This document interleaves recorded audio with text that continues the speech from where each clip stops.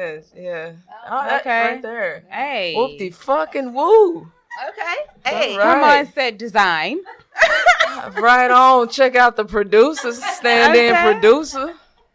On the ones and motherfucking twos. Hi, Lauren. Wave at the live. This is the person's finger y'all saw all up in y'all damn face. Hey, y'all. Hey, y'all. Hi. All right. Welcome back to the Study After Hours. You know how we do. And today we will be reviewing the Cyntoia Brown documentary on Netflix. AKA, I'm trying to buy time so I can figure out what the name of it truly was. Oh, wow. Anywho, before we get into the documentary, we have a special guest. We do. On our podcast today, y'all. Hey. Hello. Can you tell us who the hell you is? Everybody's favorite. She's here. All right. Well, let everybody know where they can find everybody's favorite so they can be a favorite too. Okay, so IG at Phantom's Air. One half of the This Is Not a Safe Space podcast that records here. So yeah. All right. How y'all doing? So again, if you didn't hear it, This Is Not a Safe Space, powered by the Study Dallas. Make sure if you haven't, go check that out on all platforms. Right on. So how was y'all's week? Oh man. Okay, so first of all. Yes. It was pretty okay. Until today I woke up. I didn't know it was Mother's Day weekend, y'all, so until I told her and we kind of got loose. Yeah. She got looser than normal. No, looser than me. Not looser than normal, just looser than me. I kind of got excited because there was a little announcement yesterday from, Governor Abbott. All the shit's opening back up, like nail shops, tattoo shops, beauty salons, right?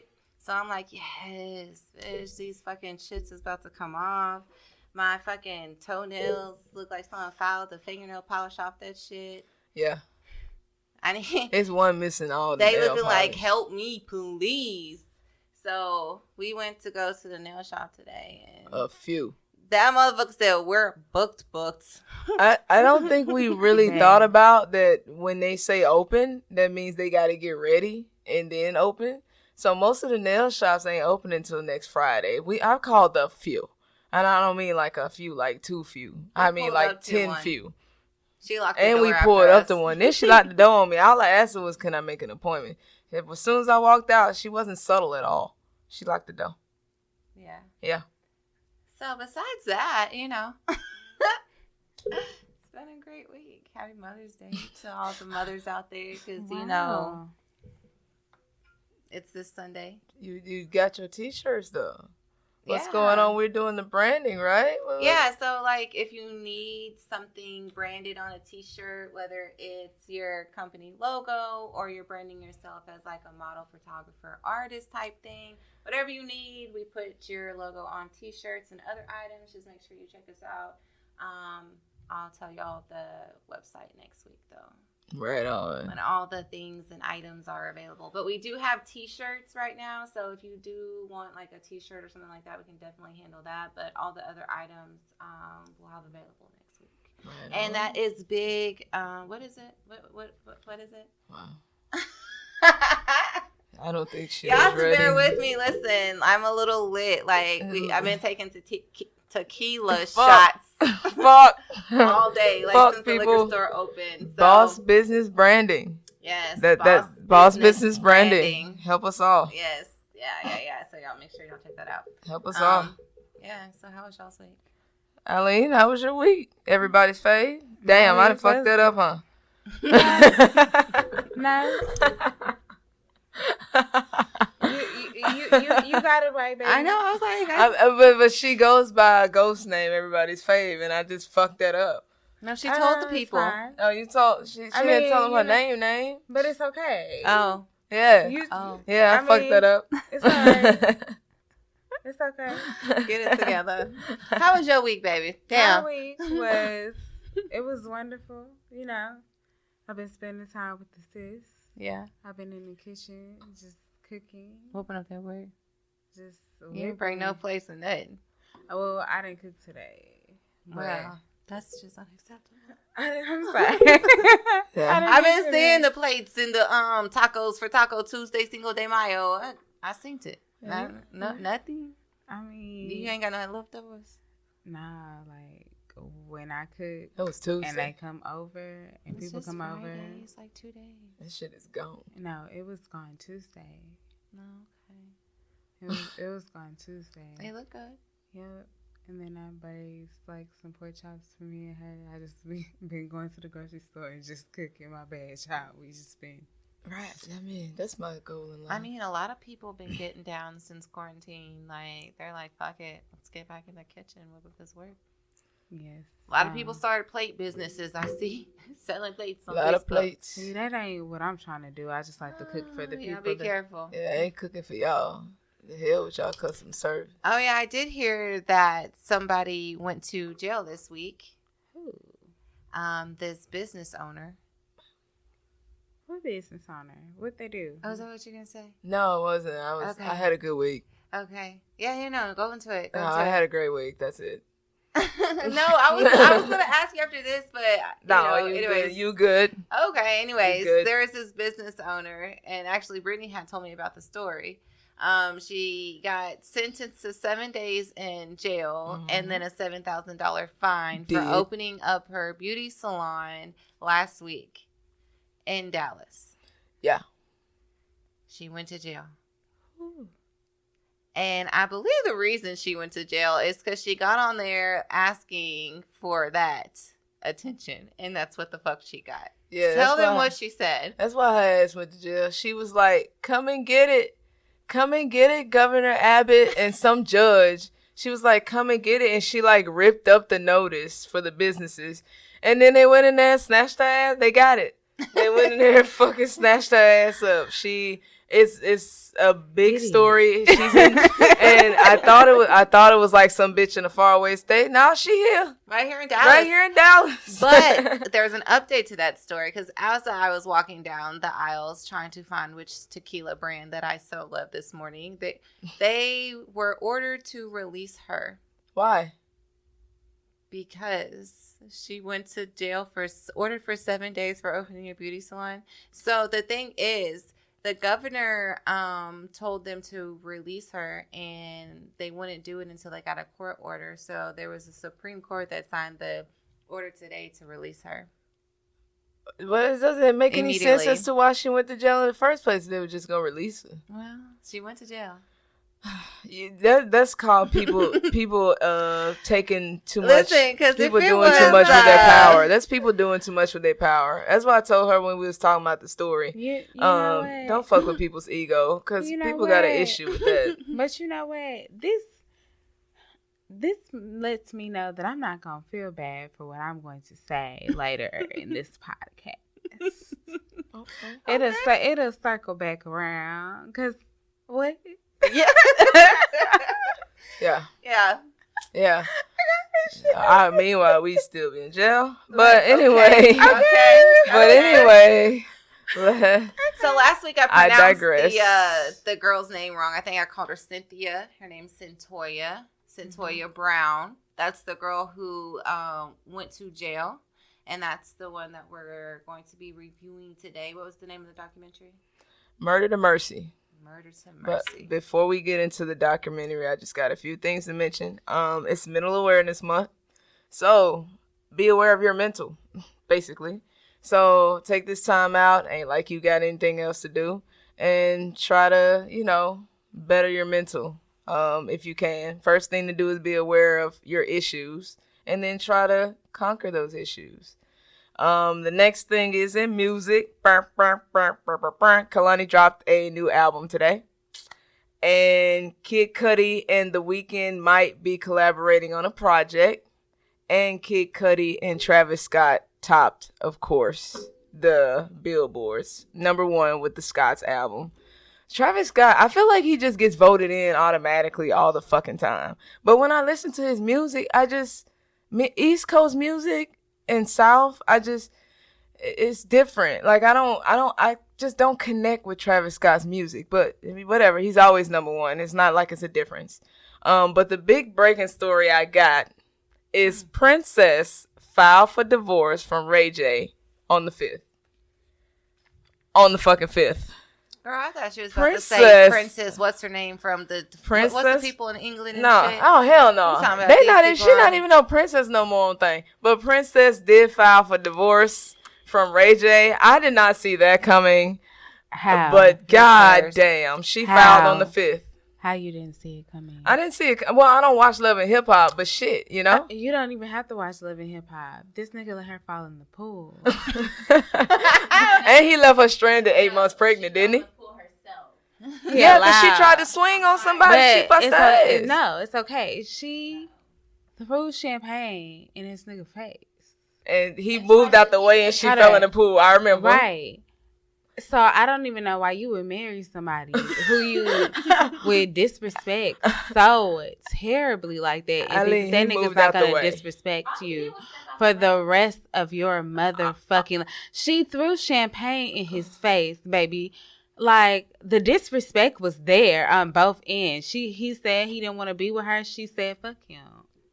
I mean, I've never met somebody that just literally is just trying to force somebody to be with them. Ray J's not even that damn fine. I don't get it. Well, she about to get half of Raytronics. Well, she's a regular too, though. Well. Oh, shit. Oh, yeah, because, Cyntoia. Well, obviously, it still don't fucking matter because even though the prenup, she got 2 kids by him, so that trumps shit. And on top of that, she obviously not scared because she filed for divorce. So, she getting something. She got kids. A prenup don't matter with kids. No, the prenup doesn't matter with kids, but unless there's something specifically saying there's something in there about the kids, then it definitely does. It's all about what it's bought the trademark to this bitch's name. I would never marry no bastard like that. Hey man, hey. The fuck? Hey man, but that lets I didn't know he trademarked her name. That just lets you know how fucking crazy and slow this hoe is. But it's fine. I mean, I try not to give Princess a bad rap because I realize that she's just not there. Which brings us back to her reactions are slow, make sure that you check on your mental. Yeah, it's mental. Make sure you check on your mental. It's for mental real. awareness. Like, there's a lot of people in quarantine right now, and going they're crazy with people that they may not get along with. So make sure you guys are checking on your friends. Make sure you guys are checking on your family. Like, there's people out there that are for real not okay. So. Yeah. Like, don't be afraid to talk to somebody. Don't be afraid to reach out to some type of, like, psychiatrist or something like that, because there's nothing wrong with telling somebody, and it helps get it out of your head. So you don't seem like you're fucking going crazy. And therapy is, like, such a taboo in Black language. I'm in therapy, so I don't give a fuck. So, I mean, if you care about yourself, you do whatever you can to help yourself. And I don't really need to be in therapy half as bad as some of y'all do. But the reason I'm in therapy is because I want to be the best version of myself. So I need to make myself aware of the issues that I have to be the best version of myself. Which kind of brings us into this documentary. Yes. You know what I'm saying? Because, like, with the psychiatrist, they did, like, evaluations on Cyntoia Brown and to figure out why she committed this murder in the first place. Yeah. So, for people who don't know, like, this is the girl who, she went to jail when she was 16 for the murder of one of her Johns because she was a prostitute. Yeah. And she got out, like, last year? Yeah. If y'all, let's just recap. Murder to Mercy on Netflix. And like she said, it's the girl that went to jail for 16 that murdered her John, correct? Mm-hmm. But I have a question for y'all off the bat. The murder itself, do you believe her or you believe them? By the pictures that they showed in the courtroom, his hands was clasped together, supposedly when he got killed. And she said this is her version. Her version was he was talking crazy to her in the car. He was acting really uppity and stuff like that. She got in the house. He had rifles. She went upstairs. She was uncomfortable. She just didn't want to have sex at all. She was trying to go to sleep. she said that he turned over, reached for something, and so she just reached for the gun and shot him. So that's her version. In the courtroom, they showed pictures of his hands clasped like this. So my question to y'all is, do y'all believe her version off the bat or the court's? They were more like this. Yeah. Versus like this. I feel like that kind of like I feel like it's possible. And what's possible? Her version? Her version for sure. Uh-huh. I don't think that one, she was a killer. Like, yeah, she's been prostituting for a while. She's never killed anybody. I feel like she was in a situation that she felt like she had been in before, and this time she wasn't going to let somebody take advantage of her. That's what I feel. And I'm not necessarily saying that her version is absolutely correct, because everybody it's three sides to a story. You know what I'm saying? What really happened, we will probably fucking never know. But I think there was more to that story. Absolutely. Yeah. So, like, I don't have a belief on her version or the version of the evidence, because I'm looking at it like this. I don't know what happened in that room.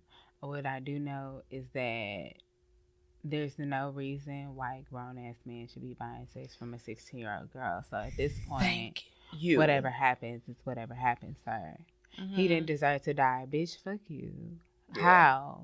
Yeah. How he didn't? I think when he should have been buying, like, she's a child. He went and found a child. And she looked like a child. Thank you. She looked younger than what she was. She looks like a child. Honestly, she looks like a child. Like, we're looking at actual footage of her as a child. Okay, so how you feel about the murder? I don't know if it all the way. Can I say something? I just need to get this off my chest. What I did like is that her adoptive, respectable, wholesome looking mom. Yeah. Her adoptive mom, and then her biological mom was this ghetto ass hood rat. I like the contrast. What the fuck, Aline? That did not go where I thought it was gonna go. Oh man, That did not fucking go. Every time I saw her, I'm like, ooh, that ghetto ass bitch. Yeah. You know what? Because you know what? Because they always be trying to act like it's just us who's ghetto. No, bitch. Look. It's a lot of y'all. It's a lot of y'all ghetto ass motherfuckers. And it is the blacks that's over here trying to just make an honest living and mind they motherfucking business. Yeah. Over here raising your children, and you done already exposed them to a whole bunch of other shit. Yeah. Yeah. I think that just shows proof that the apple doesn't fall too far from the tree. It doesn't matter if she was raised by her foster mother, but she still had her mom's ways in her. But she still had her contact with her mom. Yeah, up until a certain point, and it's funny how she still ended up that way. She hadn't had contact with her. She didn't see her until she got in jail. She said she didn't see her for 14 years. No contact with her. None. Nope. But so she was 2 years old, and she gave her up. She hadn't had contact with her in 14 years. She had to have known things. Like, here's the thing. They're saying that she didn't have no contact. Nah, like, she was exposed to that.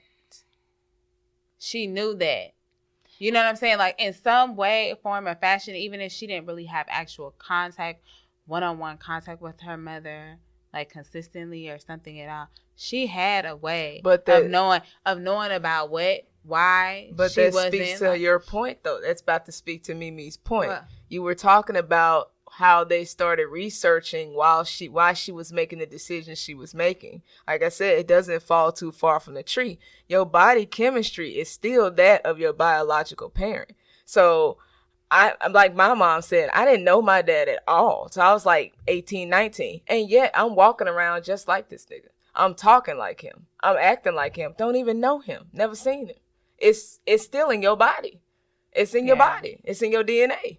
Yeah, I mean, because here's the thing, though, and I've heard, like, an interview after she got out. You know what I'm saying? And hear what she said, why she acted the way that she did. She was like, I grew up, and I didn't even know that she was adopted till I watched the show. Mm-hmm. Because when she was speaking in this interview that I had watched before, she just said, my mother, she was a good mother. I had good parents. They raised me right. I just wanted to hang with the bad crowd. I just wanted to do the bad things. That's what she said in a separate interview. That's what she said. Outside the documentary. Yeah. And this is like, as I'm watching it, I'm like, who the fuck had this film all these years and just now releasing this shit, right? Because, like this shit is like documented in a certain specific way. And I'm like, who the fuck been holding on to this film all this, time? Right. And so I would figure they would at least have her as she is now, because I know we seen a picture of her when she was released or whatever, but I don't feel like they went deep enough into her case. I don't feel like they went deep into what she is doing right now, or even her, I guess, her side of it outside of the videos. I don't think that, like, she didn't even really want people to watch it, but my thing is, it's like, if it's out, it's out. And if I want, that's what I'm saying. There's have no this information, like these, like it didn't even put you in a bad light. If anything, like anybody with some sense is like still gonna look at it like you did what you had to do. Yeah. Because there was no reason why a grown ass man should have been buying you off the street. I was telling her she's that not even an adult. About the case in itself. I was like, I just feel like they're not bringing to light the fact that this man is obviously a pedophile. Why are you picking up this girl? Yeah. Like, and then why are you, like she said, scaring him? It doesn't matter. The point being, everybody's like, he's a hardworking, real estate agent. And I was like, the real estate agent is a pedophile. Well, that's the thing, though. Like, during the documentary, you have, like, flashbacks of, like, the court case. And then you'll have someone that's like getting interviewed at that time. You never once see her being interviewed in this documentary. Yeah. Besides the tapes that they've had from prior but years. They made her. You're talking about the way they put this documentary together right now. Because I know you was talking about the tapes. When we was watching it, you was asking that same question. But remember, in 2010 or 11, they released the first part of those tapes. It's they glued them together because they said they released them as a documentary just by themselves while she was still in jail. I know, but I'm saying, though, like, as a documentary, like, even if someone's still in jail, they go interview that person is in they didn't go in depth. You're right. I'm not talking about in depth. If you see her, the only time you see her is through these documentary tapes that were in the past. You don't see her throughout the documentary getting interviewed questions. Yeah, not any new fresh interviews is what you're saying. That's what I'm saying. Like, there's no narrative from her side of what happened. It was just put together. Like, cause like she just said, she didn't even want people to watch it. What I feel is like whoever made this documentary, like, taped her for like 7-8 years or so, and he had the rights to these tapes. So whatever he wanted to do, they just threw it out. That's what you're saying. They could. That's why she's not in this documentary. Besides the old tapes that was there before. Well, she was there at the end, but I wonder when she first walked out. She was there at the end. She was there then, in her civilians. Anything. That's what I'm saying. I feel like. I don't know if that was her decision to not participate in the last part of it. Because I would have, like you said, I really didn't even notice that they hadn't interviewed her in depth throughout. But I was pissed off at the end because I just knew we were going to see her and talk to her at the end. And when they just showed her with a little quote just walking away, I was like, but this is who the fuck we waiting on. But that's what I'm saying. I feel like she wasn't a part of that production. She wasn't. Like, I knew that beforehand, so I just kind of, I didn't. And I kept, was that her choice? When I was on Twitter, they were like, no, she doesn't want people to watch you. Go get her book instead. And I'm just like, look. Okay. And I'm just like, nah, bro. Like, if I'm interested in the story, I'm going to see everything on it. Yeah. So I can have an objective view. Like, unfortunately, like, this is what it is. Like, but the point is going to get itself across. So there's nothing that she should have been upset about during that time, like anybody viewing this. She should never, in my opinion, do you guys, first of all, I would have thrown my book in that bitch. Do you guys think that she should have been convicted of the crime? of murder, knowing that she was 16, knowing that she was a victim. She was a victim of sex crimes. Like, she was being pimped out. I don't think it should have moved to adult court. I think it should have stayed in juvenile court, and she should have served her time and be rehabilitated. I don't think it should have been transferred. I don't really know if that's really rehabilitation, though. Mm-hmm. You know? Yeah. Like, she needs to be in therapy, and Right. she needs to be like, Under I some don't type of really mental want to guidance. say like she needs to be committed, because they get mistreated in there too. So it's just kind of, but like regularly scheduled mental health visits Right. is something that needs to be happening, because at the end of the day, like, yeah, what do you expect her to do? It's either she's going to risk being, you know, Killed. killed or pimped out by, you know what I'm saying? Like, the centers in her brain aren't even fully developed yet. So like, her judgment, she may know that it's wrong, but her judgment and how it will really affect her life is not even really fully developed yet. Yeah. At that time, when you're prostituting, you was prostituting for survival anyway. Well, that's here's your the thing. first thing. And she's 16. Like, yeah, the thing for me was, I feel like she did have some type of mental illness, whatever the case may be, because first of all, like you guys said, she was 16 and being pimped out. Like, you're going to have some type of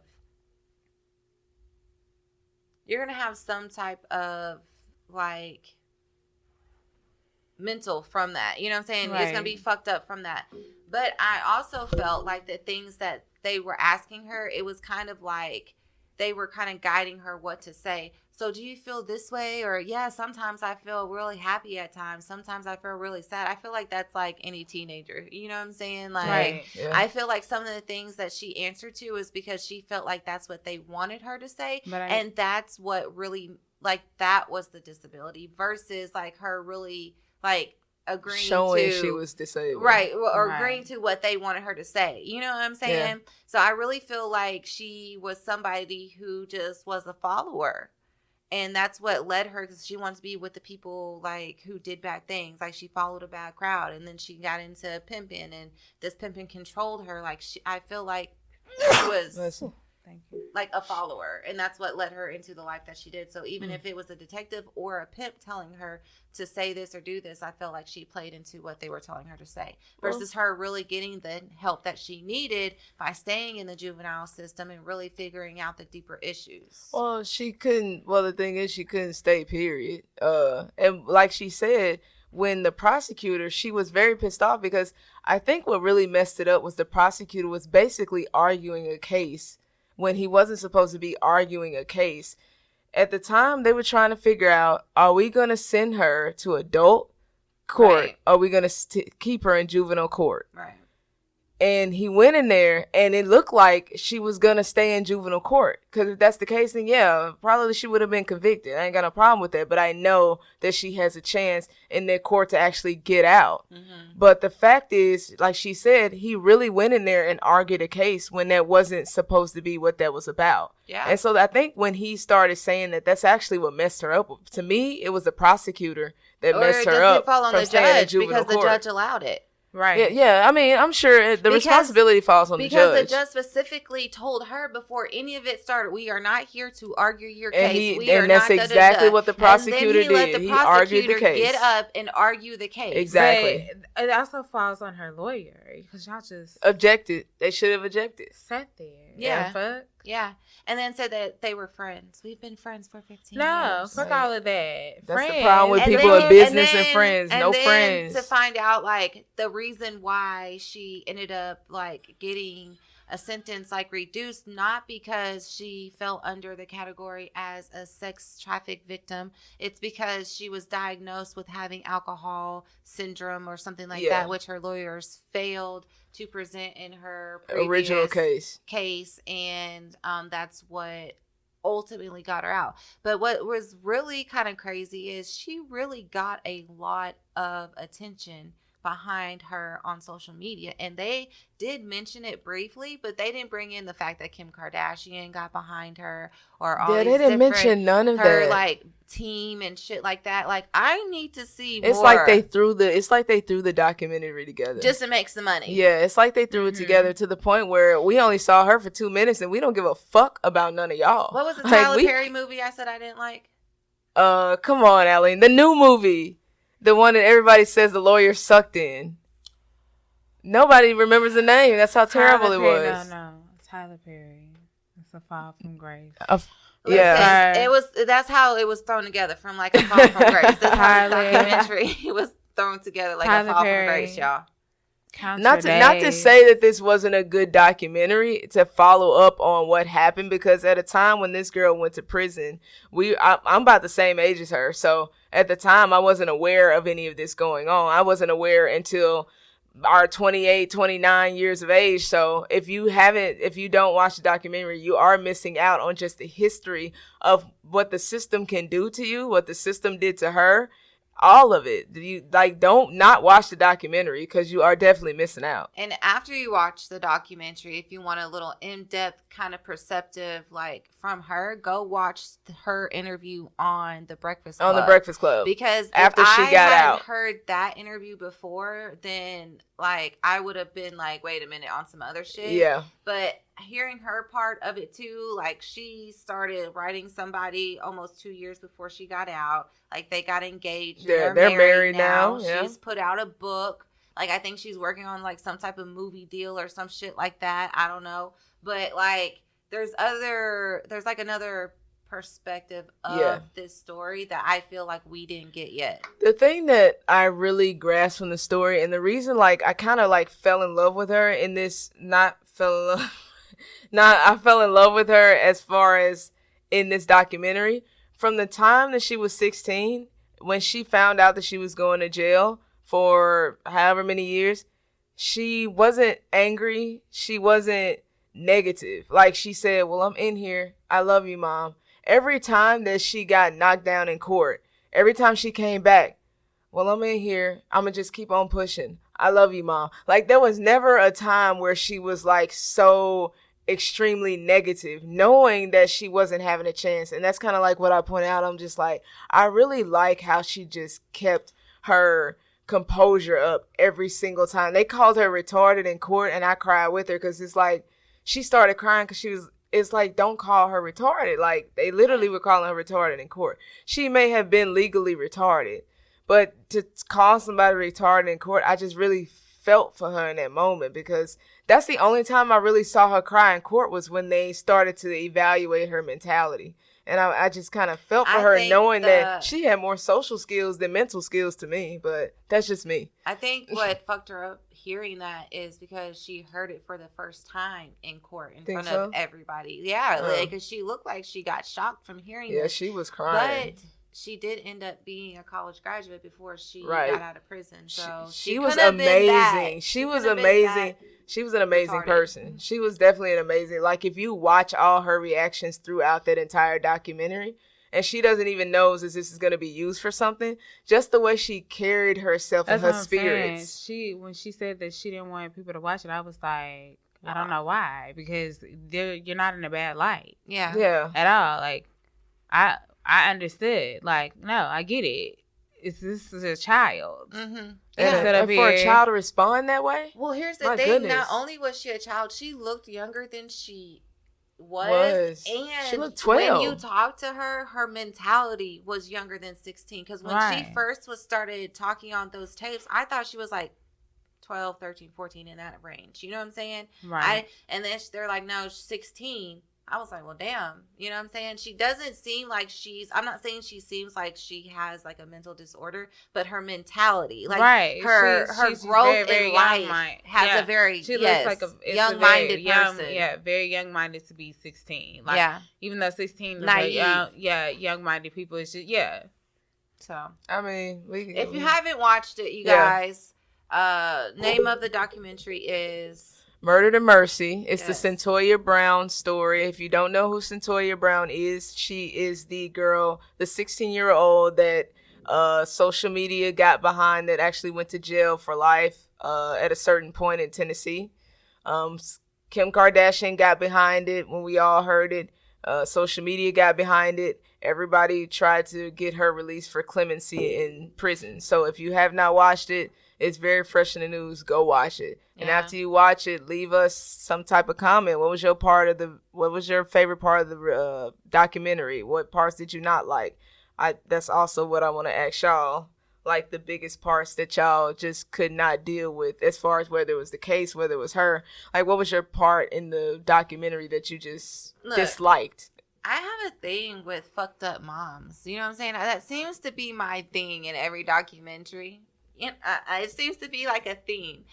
I hate the way that her biological mom was just so, like, nonchalant. I had to really? go through she was it. nonchalant to you? I had to go through it, so I didn't have an easy life. Yeah. She was nonchalant to you? She was nonchalant about the situation. She was like, well, yeah, I see why. Like, I mean, but you know why she was nonchalant? Because it was kind of like her life duplicated. Right. And then it was a lot. But at the same time, it's kind of like when you're in that state yourself, you don't have any sympathy for somebody that's going through the same shit you did. You could tell when she grew, because then she stopped dressing like... Yeah. She took the goals out her mouth. Yeah. She first appears on tape with dreads and golds in her mouth. It was braids, my bad. Cornrows and gold in her mouth. Okay. And the thing is, she was like, but that was 2000. That was when the girl was 16, though. I'm not saying she didn't show any emotion towards her daughter being in the situation, but I feel like she didn't take any responsibility for her daughter being in that situation. Yeah, because every time, you're right, because every time she said something, I went through the same thing. My mom is crazy. Like, she justified it. Yeah. But I mean, like, because she was also still in that place. Y'all not finna sit over here and tell me and think that she was not still selling her body at the point of that's what I'm trying to tell her. She ain't got no sympathy for somebody, and she's still in the same shit. You could tell. Like, yeah. I said this, she was like, yeah, I used to prostitute too. No, you still prostitute, boo. That's why she looked at her daughter as like a sister prostitute. You know how they all under the same pimp act like you all under the same umbrella. Okay, girl, like we're gonna be here when you get out. It was more like that type of relationship versus like any type of a mother-daughter relationship. Because she was not a mother. No, she wasn't her mother. Facts. And you know what's so weird about that point that you bring up? You said how the documentary was thrown together, and we have discussions about other documentaries that don't go back into people's history. What's weird is on this one, we saw more about her mom and her grandma from where she came from than what we knew about her in particular. Yeah. Which was weird. But no, I think that's a good thing. It's a good thing. That's what I want to see. Because they did that. That's what I'm saying. Like, they're like, she's not getting paid for it. But I think that she should just watch it and be open-minded about, you think, looking at how you were portrayed. So how you were portrayed is fine. There's nothing wrong with you. Yeah. There's nothing wrong with anybody. We watched you grow as an adult, and you grew, and you were in jail every day. And that probably was just the medicine she needed. The thing is, it's a reflection. You know what I'm saying? The thing is, it's something from her past. It's something that she has, probably don't not cope with only is she looking visually at something that she has brought a lot of pain into her life, the whole world is too. Right. You know what I'm saying? So I kind of feel like where she doesn't want to watch it, because it's not someone playing her doing this. This is her. Right. Yeah. You know what I'm saying? So I feel like maybe that's why. I can understand that. Like, I can understand not wanting to relive that and revisit that. Yeah. Because you having to watch yourself. Yeah. And you know, and painful. I get that. Like, that I definitely understand. Like, I get it.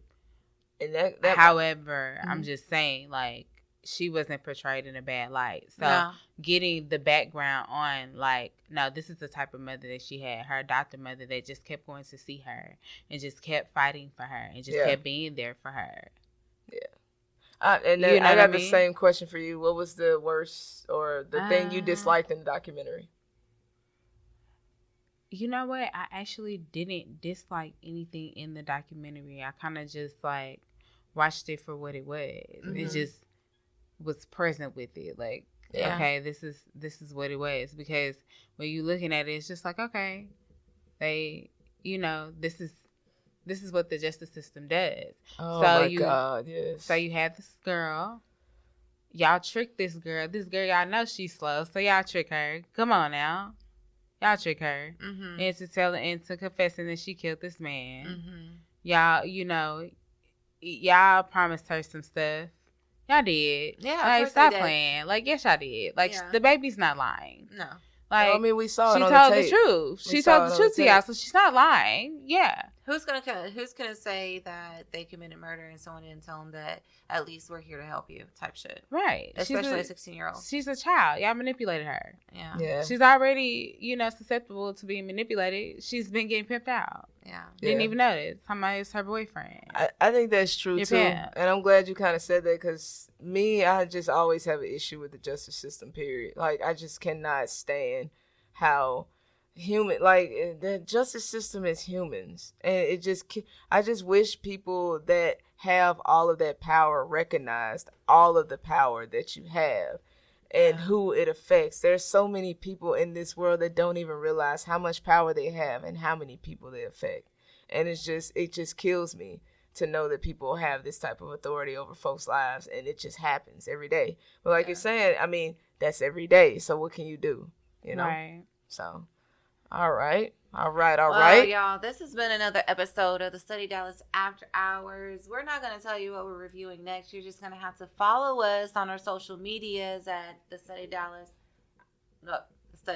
After Hours on Instagram and Facebook. Just put the little ad in front of it and we'll pop up. Alrighty. It's your girl, Mimi. It's Brittany and our special guest, everybody's favorite from This Is Not a Safe Space podcast. Follow them on Instagram at This Is Not a Safe Space. Follow them on Facebook at This Is Not a Safe Space. Yes. Thank you. We'll be recording next week. It'll be a new episode next week. So, thank y'all for having me. Yes. Y'all make sure y'all push play every Sunday on all major platforms where you get podcasts. Yes, we are on Apple, Spotify, iHeart, The Study Dallas, and Google Play. So you got so many options. Go listen to The Study Dallas After Hours. All right. Bye-bye. Bye-bye. Bye.